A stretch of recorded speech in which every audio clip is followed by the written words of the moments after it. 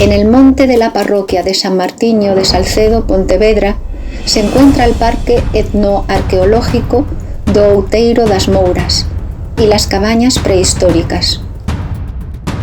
Estas cabañas son una recreación arqueológica al aire libre de un poblado del Calcolítico y de la Edad de Bronce. Esta aldea incluye cabaña comunal, cuya función era servir de espacio para la tribu donde se celebraban asambleas, reuniones, banquetes. Cabaña del chamanismo, donde se realizaban rituales para comunicarse con los espíritus, para hacer curaciones o incluso para mejorar la caza y las buenas cosechas. Dos pequeñas cabañas destinadas a viviendas y zonas auxiliares como corrales, fosas para almacenar alimentos y un pequeño estanque, así como la escultura de un jabalí a tamaño real. También nos podemos encontrar con un gran número de grabaciones rupestres y mármoras que forman parte de la gran necrópolis del Cordal do Morrazo. A lo largo de los siglos se fueron creando historias, leyendas y creencias generadas por los habitantes que trabajaban y transitaban esta zona. Tesoros ocultos por los mouros, piedras encantadas, petroglifos habitados por mouras, lobos misteriosos, luminarias de los 7 caminos, Santa Compaña, aves del mal augurio, la cabra loca y terribles cocos como el rachador. Todo ello impregna este lugar de una magia etérea para ser sentida y disfrutar de este entorno natural maravilloso.